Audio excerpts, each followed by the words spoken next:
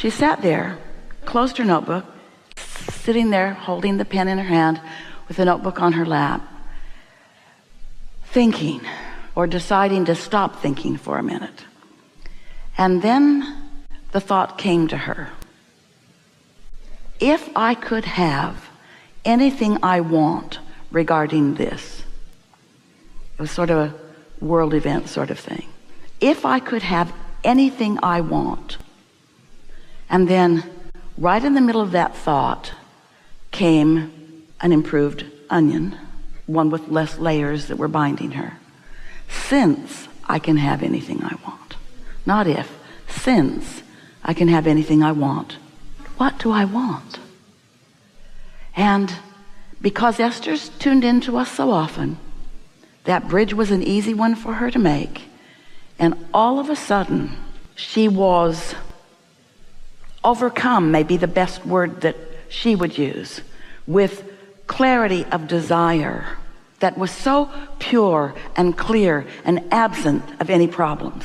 It was like anything that she wanted, it felt fresh and new, and she wasn't dragging old beliefs and trying to fix them. It felt to her like she went through a portal where all things were possible, and her desire was at such a heightened place. She tapped right into the desires on that subject that she'd been accumulating maybe her whole life, and felt the clarity of what her inner being knows about that. That's what you're reaching for. And it's not going to come every day, but it is going to come on the things that really matter to you. But you have to find a way. This is the bottom line here. You have to find a way that the beliefs that you're dragging around are not active at the same time that you're focused on your desires. Because whatever you're focused upon is active. And if you've got an active belief in your vibration, it is most likely blocking out your reception of what you really want. So you just got to decide, what influence do I want to be under? Do I want to be under the influence of source or under the influence of something else? Do I want to be under the influence of the solution or under the influence of the problem? And you know how you get there easily is meditate. Because when you meditate, you stop your thoughts, and when you stop your thoughts, you stop your beliefs, and when you stop your beliefs, you stop your resistant beliefs, and when there's no resistance within your vibration rises, and there your inner being is right there ready to meet you with clarity. With clarity.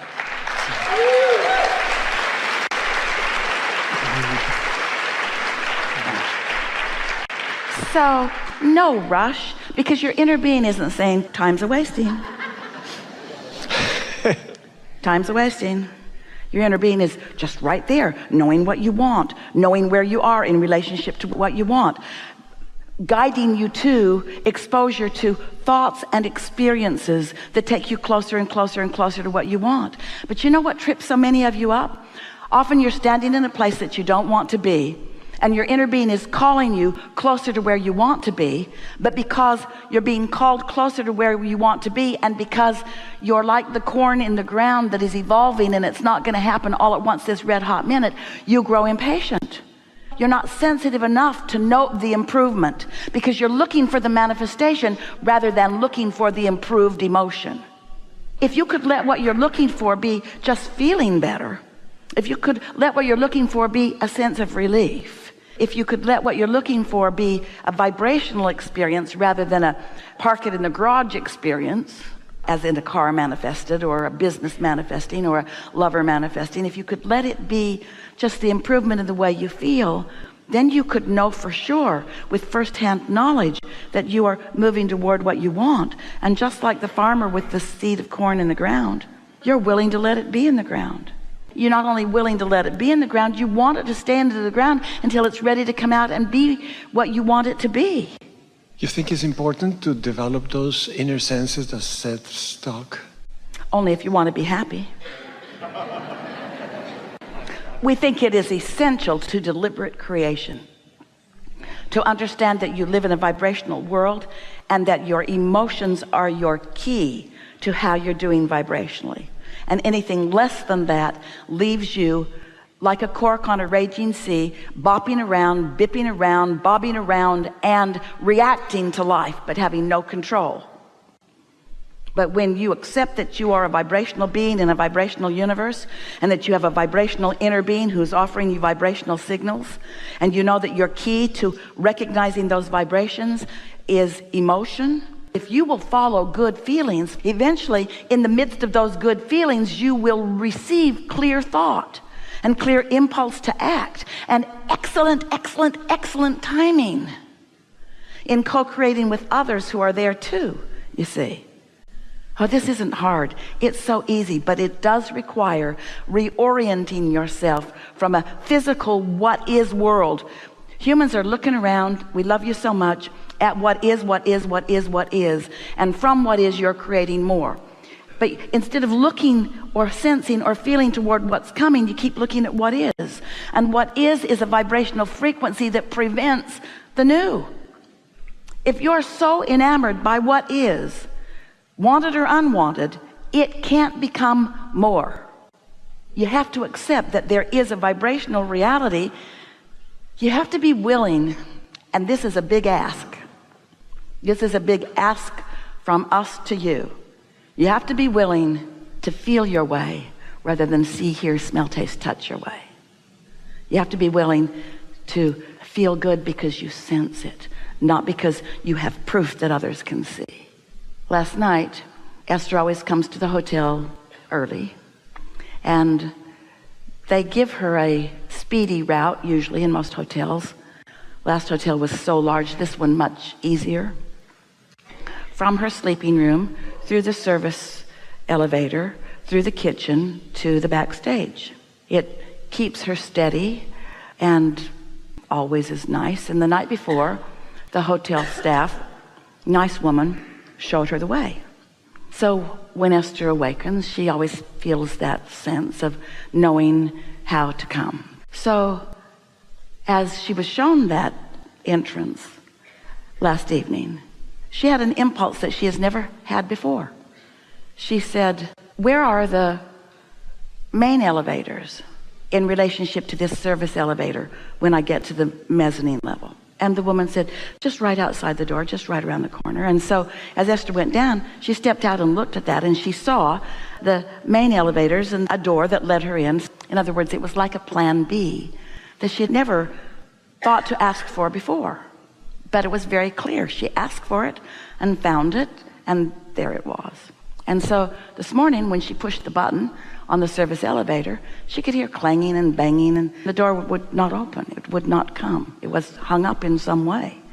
And then another girl came in who was servicing the floor, and Esther said, is this elevator not? No, that elevator is not working this morning.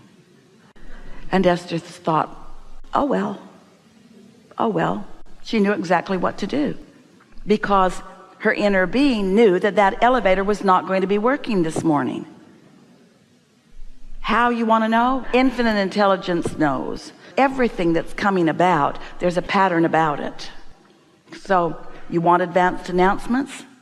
Esther always says, Abraham never gives me the backstory on anything, just the impulse. Even now, no backstory on anything, just the words right now, the appropriate words right now, the appropriate explanation right now is what she gets. And so you all are living that all the time.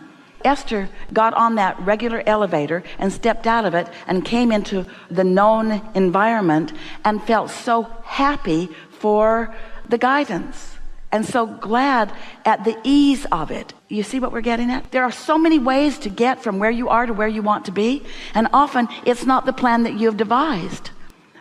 But the plan that you've devised is not necessarily the best plan. Esther devised a plan to ride on an elevator that was not going to be working the next morning. That's not a very good plan. So her inner being had devised another plan. And there's always another plan. So many endless plans. But humans, you get hung up. You think you need to do it exactly the way that you'd planned to do it. But when you factor in infinite intelligence and what infinite, can you just try to wrap your mind around intelligence of such massive proportion that it understands everything about your now vibration and how that fits with every other frequency or offer of every other vibration on the planet, and knows what matches up, with an intention of always guiding you only toward what you want. Your inner being is never guarding you from something gone wrong, always guiding you toward what's going right, always. So we're sort of doing a sales job that you don't require, because you're not questioning, do I want to be in sync with my inner being? That whole sales job is sort of unnecessary to you, to all of you, really. But we just want you to know these things you want so much, since I can have anything that I desire, and since I have put it piece by piece by piece into a vibrational reality, and since it exists, we're shouting, and since source energy, my inner being, knows to the infinitesimal detail what I want and who I am, and since my inner being is completely in love with the blessed being that I am, and since these signals are being offered constantly, I might want to meditate so I can sync up with that.